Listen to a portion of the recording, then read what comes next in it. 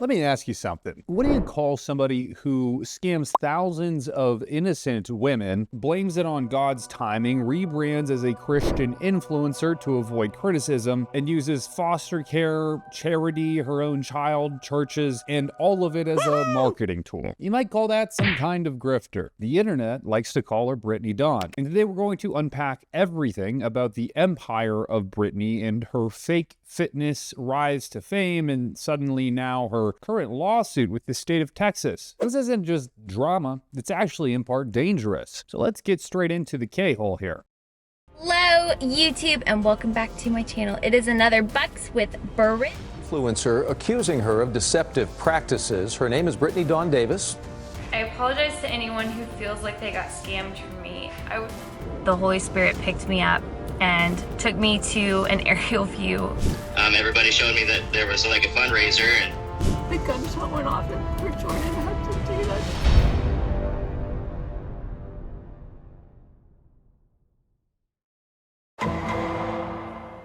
Brittany Dawn Davis, now Brittany Dawn Nelson, started out in 2014 selling custom fitness and nutrition programs under her brand Brittany Dawn Fitness LLC. These plans were advertised as personalized programs with one-on-one coaching, weekly check-ins, and macro-based diet support. Problem was, they weren't custom plans at all. They were just copy and paste templates. What happened is people started a Facebook group and started to talk about their experience with coaching and Brittany Dawn. And what they found out was everyone had the exact same program, down to the words. The only thing that would be changed would be the names and the emails that she was addressing these people in. Women would pay anywhere from $90 a month to $300 expecting tailored support, but would get anything but it. And she especially targeted individuals with eating disorders because she too discussed having an eating disorder quite often. And so those individuals felt like they were heard and could rely on Brittany to help them through the process, and that wasn't true at all. Basically, all they would get is just email saying, "You're doing great, babe," and then so much worse. Like, for instance, giving them diets with 900 calories. That is a diet that she gave people most often. And on top of that 900 calories, 2 hours of cardio every single day. That is a literal starvation protocol. There is almost no need for anyone to be doing anything that extreme. Some women, as reported by The Guardian, weighed in as low as 80 pounds and were given over 2 hours of cardio a day. This isn't even including their exercise being weightlifting. That's a separate time. Now look, at extreme levels of bodybuilding, sometimes very, very low calories, especially in a woman's category, is required. We're talking 1,000, 1,200 calories and lots of cardio. But that's like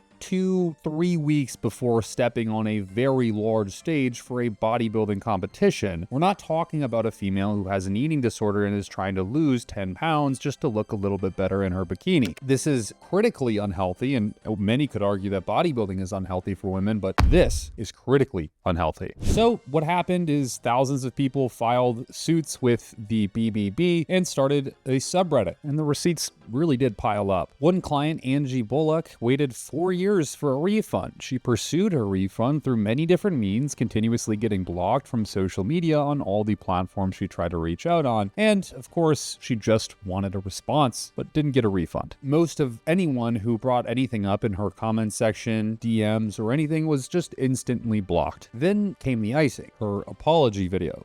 I apologize to anyone who feels like they got scammed from me. I was not only a coach, but also the sole content creator, customer service, business owner, YouTuber, financial advisor, and everything else that comes with every business. I now realize that I should have had more help, and that this is a lesson that I am having to now learn the hard way, and for that, again, I am sorry. Where she said that "I'm sorry," reading from her phone entirely without looking at the camera one single time. And then, of course, that apology video was monetized. It was clickbaity, so more people would click on it, and everyone knows when a YouTuber posts a video saying, "I'm sorry," or "I'm done," or something like that, everyone's gonna click on it because it sounds serious. And sure enough, there was affiliate links too that were all over the description of the video. So she was making money on her apology to stealing hundreds of thousands of dollars from people. And most of those people, by the way, didn't get a service. We're talking about the ones that did get a copy-paste PDF, but many of them didn't get a service. And she since has taken that apology video down. It was only up for a little bit, which is crazy, but we'll talk about why. Because once she made her switch to religion, yes, that's right, she changed from a fitness influencer to a religious influencer, she took down that post and instead made a video saying addressing the hate. I made a mistake. I made a mistake. I've taken full responsibility for it. I made things right and I did whatever it took to make things right. As a business owner, as an influencer, I have learned from it, and I'm a prime example of what can happen when you have a platform and you mess up. And I understand that that comes with the territory. I have done everything that I can in my power to fix it, to apologize. As an influencer, I stepped back. I took a social media break for a few weeks to focus on correcting the things that needed to be fixed at that time. That being said, you guys have probably noticed the ungodly amount of hate and negativity and just mean, disgusting comments that I am getting on my YouTube videos. And I'm not here to play victim. That comes with being an influencer. I get that. But I am in a phase now where trolls will be trolls. Essentially, she goes on to say in this video that she is the prime example of what can happen when you have a large platform and people decide to unfairly gang up on you, and that God is on her side and she's the righteous one. Which in some cases is definitely true. The internet can do extremely crazy things, especially when it decides to vilify an individual who is followed by hundreds of thousands of people. I mean, some pretty crazy things can happen. If a group of people decides they don't collectively like someone on the internet, to effectively hurt that person's life, reputation, and income is quite easy. And oftentimes it's done in a wrong manner. This is just cyberbullying in general. However, I think once you have so many allegations stacked up against you in the literal thousands, where you're at a point a state is now suing you, things get a little precarious on whether you're a valid human being or not. Now, another part of the story is Angie, who tried to pursue a refund. Once she found that she wasn't getting it and she just kept getting blocked, she went to Google to try to figure out what's going on. And lo and behold, she found out a ton of information. For instance, a Yelp page that her Yelp review, Brittany Dawn Fitness LLC, was at a whopping 1 star, and that most people on the entire Yelp page were saying critical things about Brittany and how horrible she was. On top of that, she found a petition, and this petition was basically to have Brittany investigated by the FTC, which this petition is, by the way, now at 15,000 plus votes, and the FTC hasn't formally responded, but there is a little bit more going on, which I've alluded to with Texas suing Brittany, which we're going to talk about. And before we do, there was also a discovered Reddit page created by the people who don't like Brittany. And you guys might know it, the Brittany Snark or whatever it's called. I don't know. You guys are great, right? They collect tons of information that makes this wildly too easy as an investigation. But man, they're on the dot with this girl. Like they know everything about her, bad, good, and ugly. And what's on that Reddit page honestly takes this individual Brittany from a generic scam influencer to downright questionable and disgusting. For example, the owner of Brittany's previous dog that she nearly starved to death and abandoned, allegedly, by the way, posts regular updates, now having adopted the dog that Brittany had once owned. And we'll talk about more of the frequent churning of her dogs later, which is another insane story. You'll also find captures of her old posts on there now, and they're far and gone, but ones like this where she's pretending to research law and clearly has no idea what she's talking about. For instance, the law about cyberbullying is not a cause to silence people. That doesn't qualify as cyberbullying. When people speak out against acts that you've committed, that is not a cyberbully. That is somebody who is using the freedom of speech, and a law doesn't dismantle someone's freedom of speech. So if you have a lot of people complaining that your business is not providing a service that they've paid for, this is not cyberbullying. But let's try to see things from her perspective, okay?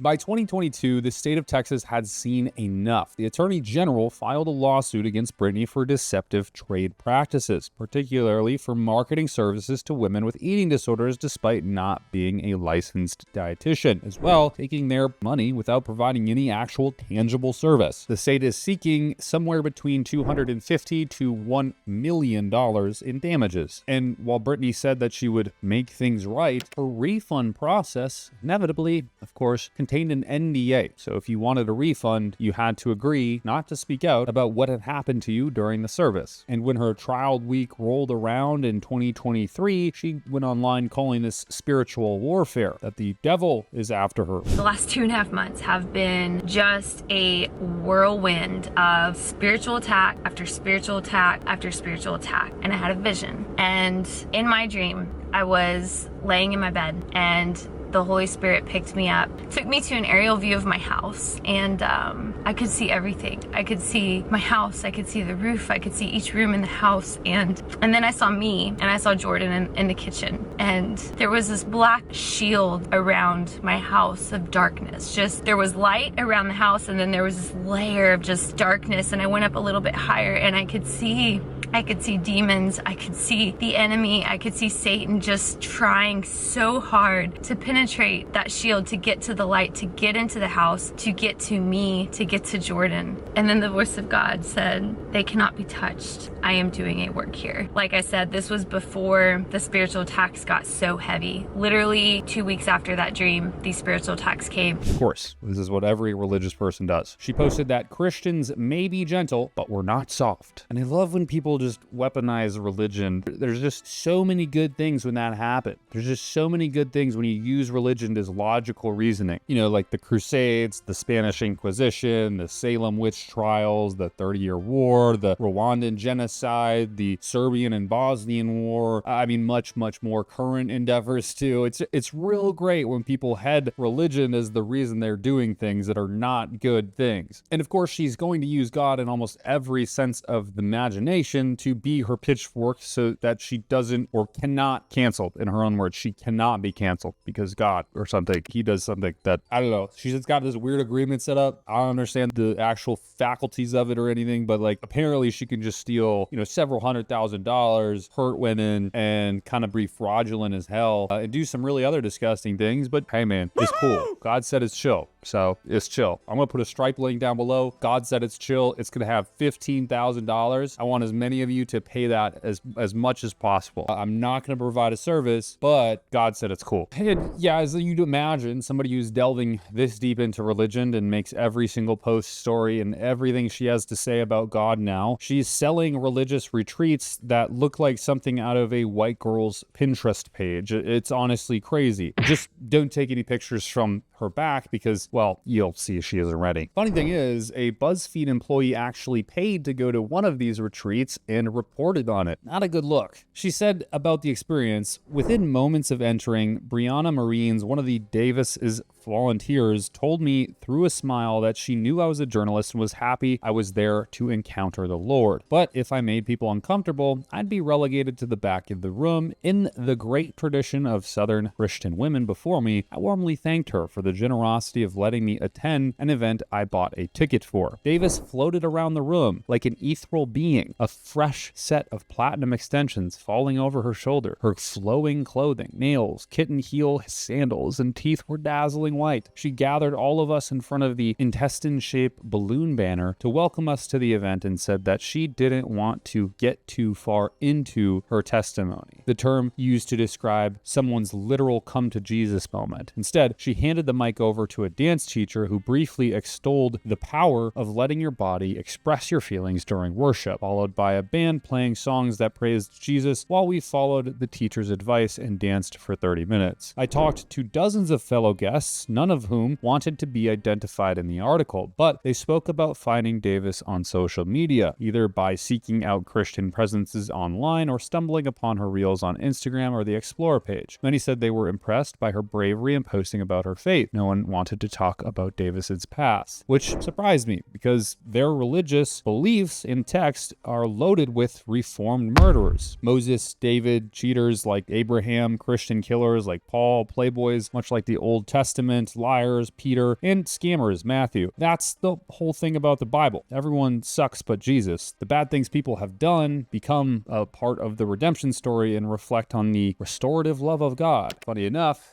what she's saying there is that, interestingly, everyone seems to waive concern for wrongdoings as soon as somebody believes in God. So yeah, it's just about what you expect from this kind of slop. So if, scamming people out of hundreds of thousands of dollars as a fitness influencer wasn't working, of course, you have to turn those dollars somehow, and doing that's probably going to be easier in another genre, and that's religion. You're literally to the point where this woman is baptizing other women, screaming while she's dumping them in a horse trough, like, what horses drink out of. I mean, she basically deleted her apology video, started posting this beige aesthetic on Instagram, Bible quotes everywhere, and launched the She Lives Freed and a Christian women's retreat for $600 per ticket. I mean, tons of different business models with this religious thing. And for paying that $600, by the way, on our website, what you get is one water bottle, a $6 coffee, discounted, you still have to pay the $6, and legal waivers to basically say that you cannot absolutely in any circumstance refund the program unless Brittany cancels for commercial reasons. It's faith as a product, redemption behind a paywall. Now I get it. People, albeit rarely, do have the capacity to change. This could all be one person just going through her rough past and now trying to adjust herself. She's rewriting her own story and taking the power. Or the fitness industry found out that she was a scammer, a grifter, and a sharmuta, and now she had to move to the religious ballpark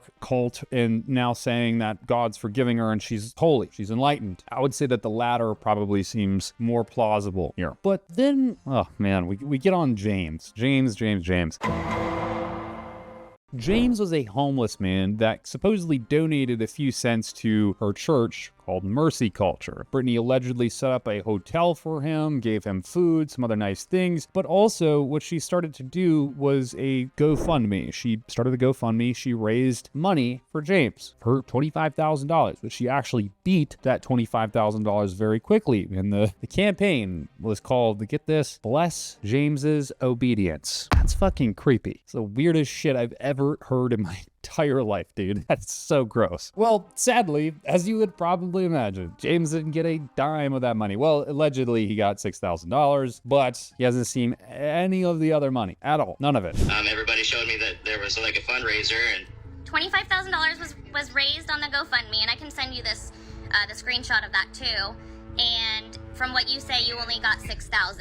So we're trying to figure out what happened to the rest of that and hold them accountable, because what they did is not okay.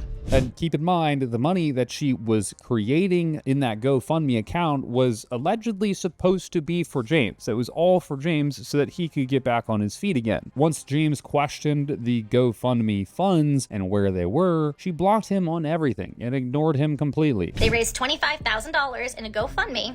When James, this man, got out of rehab, he heard that there was money set up for him. He tried to contact Brittany and her husband to get this money, and they blocked him, and he has never heard from them again. Furthermore, she didn't even address him once ever again. He was a complete, just deleted part of her history, allegedly, of course. Now, the most disgusting part about this James character is that as she's starting this church and talking about her conversion into this holier-than-thou woman, she's using James as like this social media doll and turning him into a tool for engagement. I mean, she made dozens and dozens and dozens of posts highlighting his life's shortcomings, which is really kind of just weird, and personal struggles to hundreds of thousands of people. James has no idea who they are, all so that she could garner more income, because each of the YouTube videos and Instagram videos and TikTok videos, of course, had affiliate links with them as well as ad revenue. Did James see any of that? Probably not. And one of the biggest red flags I think I've ever seen is that she posted on her story and said that the money raised for James would change her life. I'm not kidding. She said her life. Look at this. She literally says, you are a part of the impact that is going to have on James to completely change my life. What the fuck are we talking about here? Oh, in the rehab facility that she brought James to so he could get back on his feet, it wasn't even a rehab facility. There was no licensed medical staff, and it was the same part of the church, the whole culture, whatever church thing that she had, the Mercy Culture, whatever, dude. It was that place that had him there. There was allegedly some allegations of forced labor. I don't know, but holy shit, man, this is crazy stuff. stuff. While I was digging for James, before I found him, I found this right here, a few things that are tagged in Brittany's Instagram story. So the rehab center that they took James to was in Ohio, and it was called the Alpha House. And this is directly from their website. It says, the program is free to you. And if you hadn't seen or heard already, this is a faith-based program. In these programs, there's a lot of hard labor involved. It says here chores, but there's pictures of these men doing work on houses, the walls for the houses, roofs for houses, and they apparently sell honey too. I don't know what a halfway house is doing selling honey, but I guess revenue anywhere they can. She basically put this homeless man on a pedestal for social media, and then one day just stopped talking about him altogether. And when anyone commented on her posts or questioned where he was, guess what happened? They got blocked. Nothing. And where did this money go, you might ask? You know, the money that was supposed to go to the homeless man? Well, no one knows. Well, maybe, except Brittany. I don't know. Maybe Jordan, the man serving as her second half. So yeah, Jordan Nelson, former Kansas City cop and Brittany's husband. Yes, I said former because he couldn't keep the job. Dude got fired after violently slamming an innocent black man into the ground on the pavement on camera. This was all recorded. And then suddenly, as the man was on the ground, after he had thrown him to the ground, keep in mind, the man had his hands out and was doing everything the cops said. But Jordan thought, hey, I'll just walk up and throw the dude on the ground, body slam him. He goes over to his friends, Jordan, and jokes with the officers, talking about how he did that while the guy is still on the ground. I mean, it is seriously like, I can't show the video here for obvious reasons, but it is ludicrous. This is the man that Brittany constantly calls a godsend and a calm and pure male. This is the man, according to her, that leads with intentionality. And this is also the man who shot their injured dog in the backyard instead of bringing it to the vet. Yeah, they let the dog outside, didn't have any sort of formal training to stay in the perimeter of their house. I have a service dog. I let her outside all the time without a leash, but she doesn't move but a foot from my side at any given point for whatever specific reason. Their dog had no training, so they let it outside. It runs. Guess what? It went out into the street. They weren't there to pay attention. It got hit by a car, and then what does this dude do? He pulls out his gun and shoots the dog. No attempt for medical resuscitation, no attempt to bring it to the vet, and keep in mind, the dog was still alive and well. He just needed some medical care. I don't know what the extent of the damage was, but holy Christ, man, if my dog ever got hit, I don't even know. I don't even want to think about this shit, but I would do everything in my power to resuscitate that dog. Absolutely everything. And the worst, oh my God, the worst part about this is the same day Brittany made a YouTube video, monetized it, talking about what happened, and made it a clickbaity title. Like,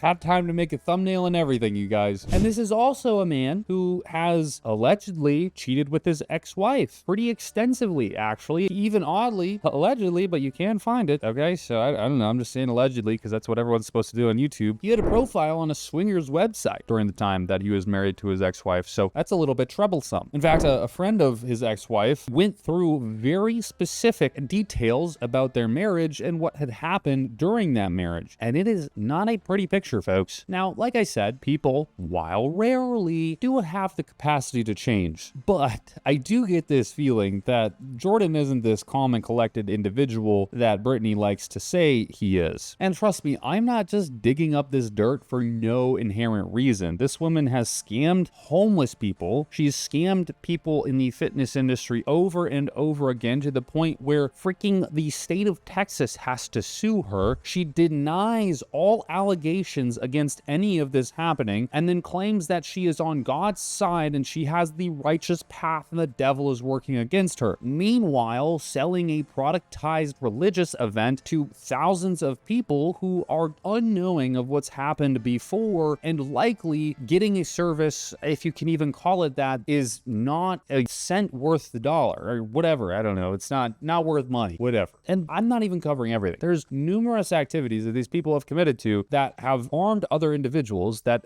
blows my mind. So let's just rapid fire some more, shall we? And these are not alleged. These are proof because there's documentation of all of these things.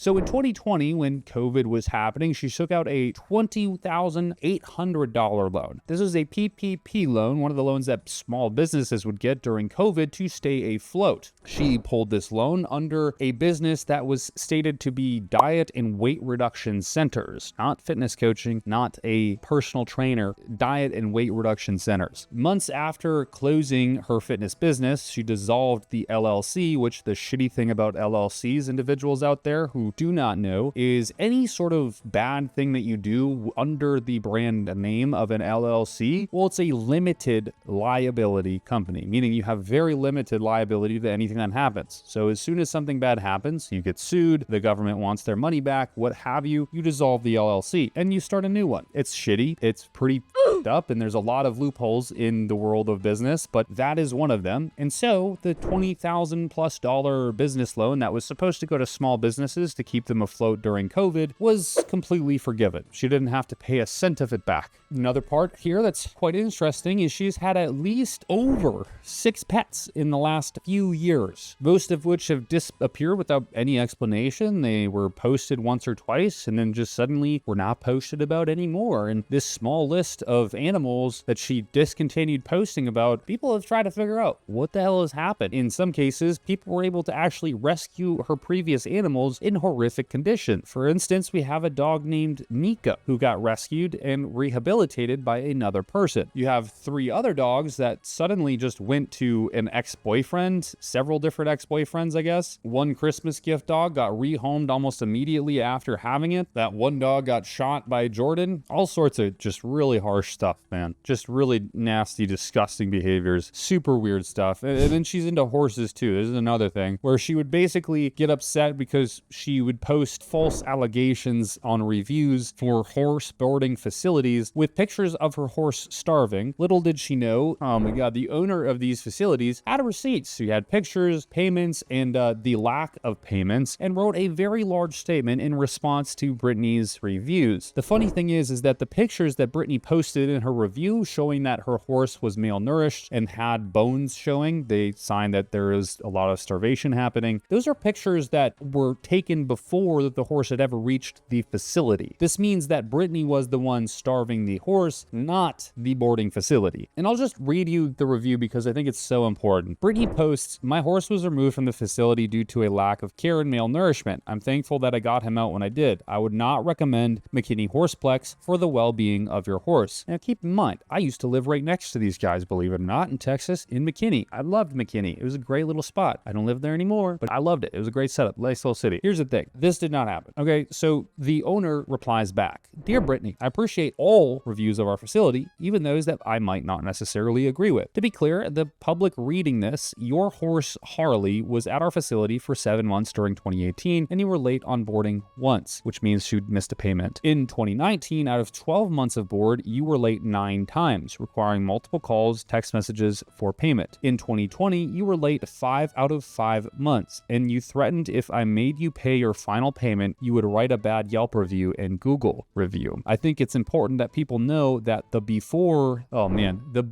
quote unquote healthy picture of Harley was taken after he was at our facility for about a year. The after pictures were taken after he had been sick for weeks with a draining wound, and you would not let our vet come figure it out. McKinney Horseplex actually stepped up and paid the vet in advance to get your horse the medical care it needed. At this point, you still had not paid your prior year's vet bill. She wasn't even paying the vet, you guys. Oh, like Jesus. As you were an absent owner, several of us took Harley over, mainly Jennifer and I. We loved Harley and did our best we could, up to including all of his care when he was sick, paying the vet so that he could come out, and much more. Anyone who wants to find out more about Brittany, Harley's owner, just needs to do a little research on Google. Brittany Dawn Fitness. Best of luck in everyone finding the right facility for them. Yeah, not so great, right? Not so freaking great. And it's kind of sad that the girl who is preaching about God and holiness and righteousness and the devil and all these things just simply can't even pay her bills or take care of her animals in any left, right, center step she takes. And there's still more more. In late 2022, Brittany became a foster mom, except she posted private information about the child's medical records and called herself mom and monetized the process. Okay, she posted several times the foster child. Now, here's the thing. Foster guidelines strictly prohibit this because that is not the woman's child. That is a child she's taking care of in the interim between it coming into care and it finding a home. The problem with this is that she's posting this child who's going to be somebody else's child and is somebody else's child on the internet all over her profile for value. And then secondly, talking about private information regarding the child's medical records, something that you should not do on the internet ever. And some people don't understand the difference between a foster parent and an actual parent. A foster parent is someone who generally takes care of the child as it's trying to find its adopted parent, someone who's going to adopt that child and take care of it for the rest of its life. It is not somebody who's actually going to have that child. And generally speaking, foster parents aren't good people either. As someone who has gone through the system over and over again endlessly when he was a child myself, it is somebody who's mostly just looking for the check from the government because you do get a sweet incentive check. And this kid, he's also black, by the way, which interesting to consider how that's working out with Jordan, or was. Here's the bottom line. Brittany isn't just a scammer, she's a shapeshifter. She changes from niche to niche, trying to fulfill a victim mentality that she has so inseeded into her character. She needs to make money and have people pay her, and so she's trying to commoditize things that shouldn't need to be commoditized. Every single version of her, the foster mom, the religious leader, the fitness influencer, has to be monetized. And now the state of Texas is calling her bluff for potentially $1 million. Not everyone should be an influencer, and Brittany Dawn Nelson, she shouldn't be anyone's role model. Again, I break this all up, stuff that's been touched on before, but she's still prancing around the internet doing all of the same things, using her newborn child, who is actually her child, as a prop for Instagram continuously. In this interesting story, you can notice that she fails to mention the presence of her child at any point during this statement, thinking about this as like a big moment for her, how she went to a nail salon with her child, and it was such a huge step in fundamentally getting outside of the house. The child wasn't mentioned in any of this, and she never mentions the child. She only talks about it from the perspective of what she has to go through. Furthermore, which is wild to me, she calls the child constantly her possession, which gives me like a huge ick. I don't know necessarily why, but just saying my child is my possession, it kind of sounds like, you know, like not so great. And she also has said on record many times that she is a PNBA pro bodybuilder. And simply put, the last time she competed, she placed like 16th at her show. She was not a PNBA pro bodybuilder. And let me tell you, as somebody who is a PNBA pro bodybuilder, I don't think her physique would have ever accomplished a pro card at all. As well, the experts aren't treating her at all well either, okay? There's a lady from the US Sun who did an interview with an expert that was actually featured in a documentary that actually brought Brittany up without even being prompted in regards to one of the worst cases of influencers scamming people. Probably the worst of the worst, and a lot of people probably know this example, is Brittany Dawn. And Brittany Dawn started as a fitness influencer, mostly on Instagram. And so she claimed that she was going to provide personalized diet and fitness plans to people. And it turns out people were getting very skeptical because she wasn't actually showing up for calls. And they created a Facebook page, a private Facebook page of people who had signed up to work with her. And it turns out she was giving the same diet plan to everybody. And it wasn't personalized. It wasn't personalized at all. And she was called out for it, and it became a big brouhaha. And she had a whole crying thing on YouTube, and she was on Good Morning America. And ultimately, she was sued by the state of Texas, and she had to pay like $400,000 or something for this. So, a very interesting story, but this lady is still parroting around the religious, cultish, weird vibes all over the internet, collecting payments from people. She has her own clothing brand now, plastered in God and holiness and all of this after she's stole money from hundreds of customers that paid her in trust, that she's robbed businesses of their money without paying them the bills that she owes, stealing from homeless people. It goes on and on and on. I really cannot believe how deep this story actually went. And of course, this is all allegedly. I don't know anything. I'm just a YouTuber, right? Right? I guess. I don't know, dude. I have a crippling addiction to Monster. Let's have a nice day. I appreciate you for being here. If you like this video, like, comment, and subscribe. It helps me massively on this channel fulfill my dream of being a social media influencer so I can rob people of money and then tell them that I am a godsend to the world and I was put here to defy the devil. So please subscribe or something. I think that's how it goes. It could not be. Also, I could be wrong, but I'm probably right. Anyway.